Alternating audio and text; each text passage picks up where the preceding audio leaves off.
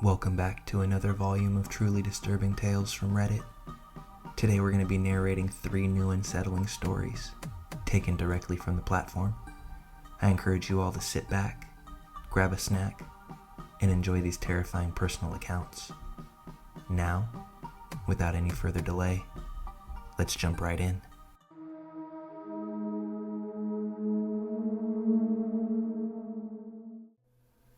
I'm a woman in my 20s. And I wanted to share this experience because as a child, it was absolutely terrifying. When I was 12 years old, maybe a little bit older, I was waiting for my ride after school one day when this big white family van pulls up in front of me that has a man driving it who asked me if I was waiting for my ride. My family owns a big white van just like this, so it wasn't suspicious to me right off the bat. But I was a naive child, and the stranger danger of the situation just didn't register with me at that moment. Looking back at it, he asked a rather obvious question as well, because here I was, sitting outside the school by myself, although I answered anyway. Then he asked what my name was. I hesitated for a moment, but he explained that he was looking for someone that he was tasked to pick up, so I gave it. I told him my name was Thea, and he said, "Oh, so it's you. Your mom asked me to come pick you up from school." He then introduced himself as Sam, my mom's nephew. But truth be told, I had never met any of my mom's family, so he could have told me he was anyone, and I would have been none the wiser. Eager to get home and out of the cold, I didn't question him much, even though I was skeptical. I just jumped in the car. And thinking back on it now, I realized just how dumb that was. I got in, we started driving towards the opposite direction of my house. At first, I thought no big deal, because there was a route this way that led to my house. It was just what we called the long route. But soon, we were passing that way too, and out of nowhere, I realized we were on the highway.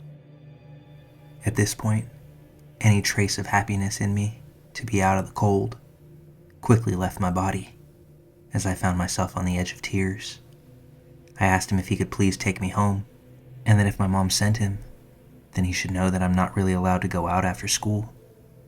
But he just ignored me.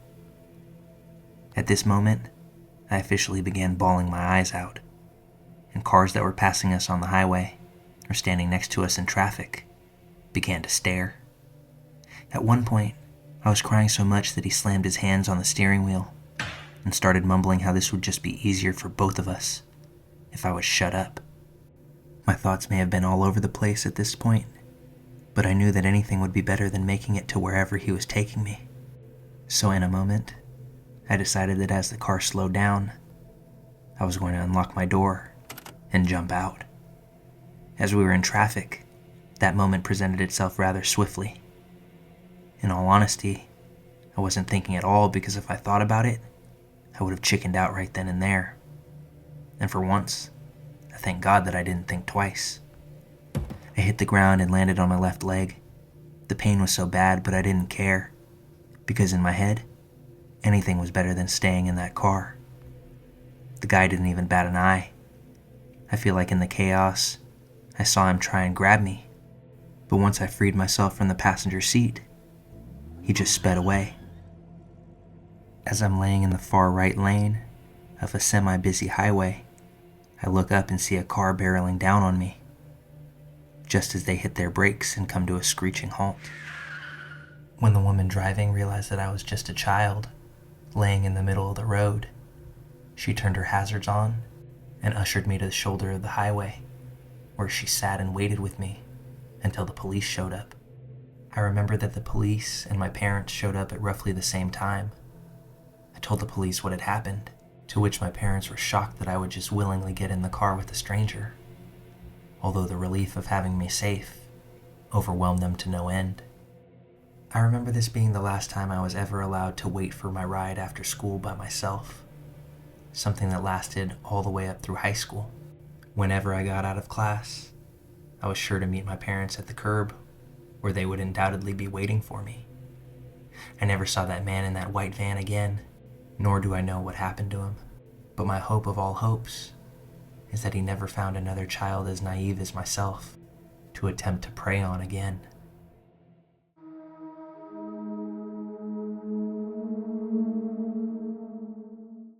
I want to start this story off by saying that everybody involved is safe, but it was one of the closest calls I've ever had in my life, and I feel like I have to tell my story in order to raise awareness. I live in a major city, in practically the pit of hell state. Born and raised here, I'm very familiar with my surroundings. I'm also aware of the fact that my city is one of the worst hubs for human trafficking, and living here can be very, very dangerous. Despite all of this, I've taken pride in knowing that I do everything I can to remain as safe as possible. I've had plenty of close calls before, and consider myself an avid murderino. I'm pretty prepped. At the time, I had 2 things of pepper spray, one in my favorite jacket pocket, one velcroed to my desk at work. I also had 2 trusty pocket knives, one always on me, one in my car door pocket. Oh, my taser never leaves my bag as well. I avoid shady situations, and despite being a small lady, I know my stuff. Hooray for self-defense classes. My point is, I'm a pretty paranoid small chihuahua, and I still got into a scary situation. But on to the story. It's summer, and hot as hell out. I've got a date with my favorite gal pal, and I swing by her place to pick her up. She tells me she has a job interview to go to first, and I agree to go with. No big deal. She's a sweet tiny thing from a small town in the Midwest, and very new to city life, and the wild things that can happen here. As we drive into a different city, I ask her about the job. Oh, it's a modeling gig. Cool. For who? I found an ad on Craigslist. It's just sports clothes. The Craigslist thing sets a small, distant alarm off in my head, but I push it to the side. Where the heck are we going? When we pull up to a Starbucks a bit outside of the city, the alarm in my head becomes a little less faint. Relax, I tell myself. I've gone to legit job interviews at coffee shops before. There's always been a good reason. We arrive first, late still, but end up waiting about 15 minutes. Kinda weird, but she's relieved we're not the rude ones when we get a text saying that he's here. I look around the Starbucks, and outside in the parking lot, trying to figure out who the mystery man can be, when I notice a tall, well-dressed man step out of a black SUV. He smiles at us as he approaches, and I figure that's our guy. I could have sworn that SUV had been parked there for a while, though. I ask my friend if she wants me to step in line and grab her a drink, but she practically begs for me to stay with her. Okay, I can do that. I didn't think it'd look very professional, but I don't protest. The man, named Jack, leads us to an isolated table outside and doesn't say much about my presence, other than it was okay for me to be there. I get on my phone and shoot a text to my fiancé explaining where I was and what I was doing. He shoots back a "be careful" in response, and I sit pretty to watch the show. Jack had this strange accent that I couldn't quite put my finger on. Looking back, I'm not even sure it was real. He starts asking my friend the usual questions, and I notice she's absolutely bombing the interview. She doesn't have much experience and didn't bother to bring a portfolio. But despite this, he doesn't seem to care. The alarm in my head is much louder than a whisper, but it completely blares when he asks if she'd be comfortable doing lingerie shoots as well. My friend, the dear, sweet girl that she is, says she doesn't have an issue with it, but she'd prefer mostly to do sports clothing like they had discussed earlier. She asked to see some of his work, and he pulls up a lingerie Instagram. All lingerie, no clothing at all. He holds it in front of her face, and then pulls it away immediately. And when she asked if there was more that she'd be doing, Jack goes, "That was it," and hurries the conversation along. He then says that we need to go to a studio right now, at a place that he briefly mentioned the name of, to sign papers and get everything squared away. It has to be done today, because he's not working tomorrow, and his co-workers won't do it right. I absolutely hate everything about this, and I'm trying to glare some sense into her, but nothing is getting through. My friend agrees, and he turns his attention to me. Do you want to be a part of this too? I immediately know that nothing about this is professional. I look down at my beat-up docs and green cargo pants, a shirt that has flames and a slightly edgy logo on it, and I can't help but scoff. That's not really my thing. I'm just the ride. He studies me for a second, and then says that we all can ride with him, directing his attention to my friend. No, I don't want to leave my car. We'll follow you. He looks slightly offended that I chose to butt in, but asks where we parked. Right in front of the store. I got it. I pull my friend to the Jeep and make sure we walk behind him. As soon as we get into the car, I lock the doors and try to keep from freaking out. We are absolutely not going. This doesn't feel right. What about the lingerie? Everything I say she has an excuse for. We pull out. I follow Jack's SUV, but the whole time I'm trying to figure out how we get out of this. My friend doesn't like the lingerie, but this could be a door for her, and she desperately needs the cash. What if it is legit? He was alone anyways. You have your knife and spray, right? Were all questions that she asked. Of course I do, but I'm 5'2" and this man's 6'3". Jack could very much have friends, and I don't want to possibly kill or be killed over this. We drive along as I try to talk to her, and we start driving out into the desert, the middle of absolute nowhere. There's a divider in the road that prevents U-turns, and I get an eerie feeling that Jack knew to take us this way. I'm absolutely desperate at this point. I pull out my phone, snap a picture of Jack's SUV license plate. I upload it to Snapchat where my friends can see it. The name of the place he mentioned springs back into my head, and I know it's familiar from somewhere. A commercial jingle that's distant but catchy. It's a restaurant or a hotel or something. He wouldn't have a studio there. Just look it up, I implore my friend to do. She does so. It's a casino.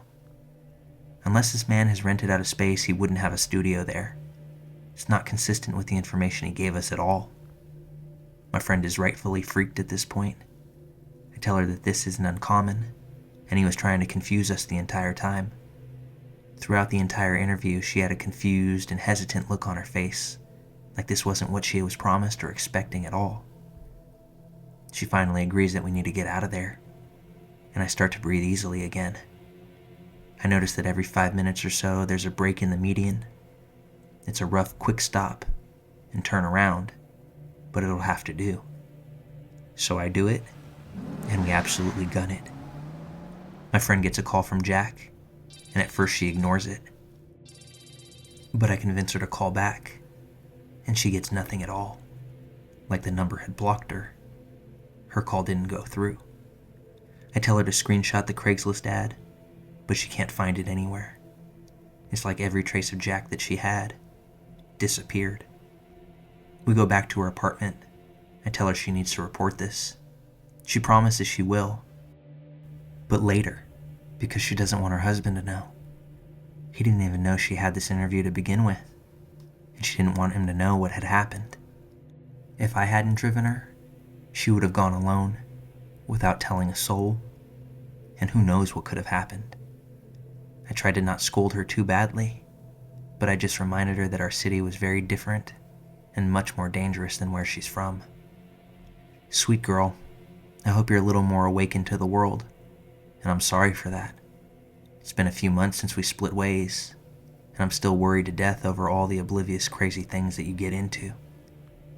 Since this incident, I now have 3 pepper sprays and a new pocket knife to carry around.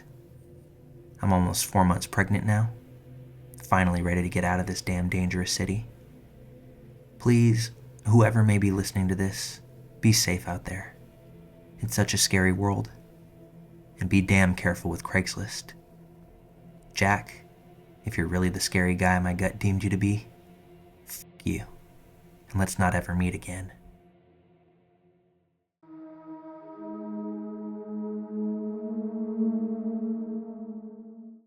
We've all had bad dates, right? Well, this is the only date that I've ever had that rang every alarm bell and waved every single red flag.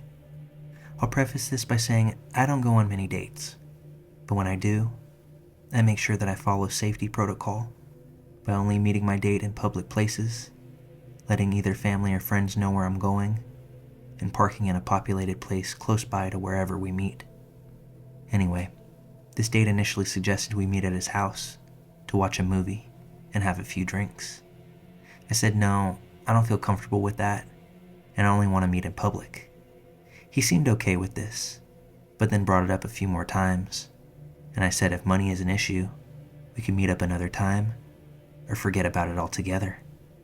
But my date backtracked and went with my idea of meeting at a cafe that I chose, one that I was familiar with and equidistant to where we both lived. Anyway, he turns up in a 2-door car, this detail will be relevant soon, and goes into the cafe, and I follow behind as I introduce myself.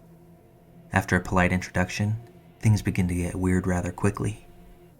I order a Coke, and he says, "Don't you want a drink? I was going to pop into the bar," which I guess is connected to the cafe, "and get one." I say, "No, I'm not drinking." And he looks at me like, "What the fuck?" As if I'm being unreasonable. I already explained in messages I don't drink as I'm on medication, so having to re-explain it again kinda pissed me off.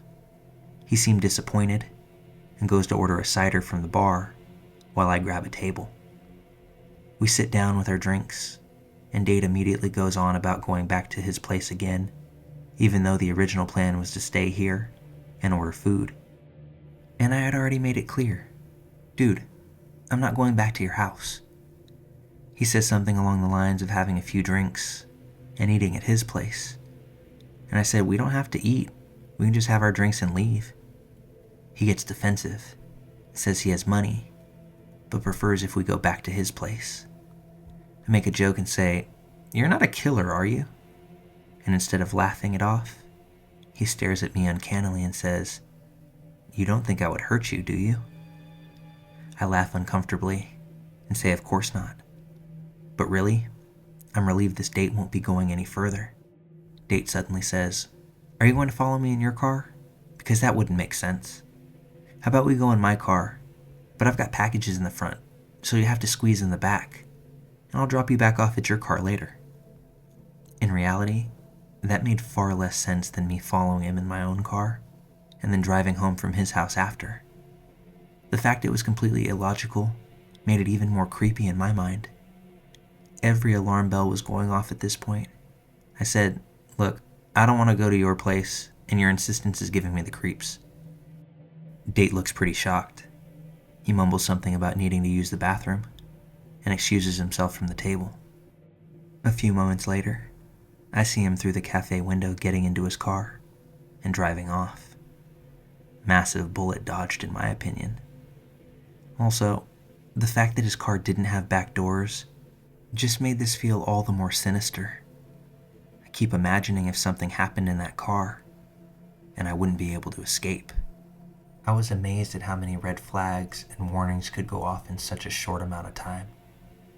But once he was gone, I was able to enjoy my Coke in silence, by myself. It actually turned into a really lovely evening, especially considering what it could have been.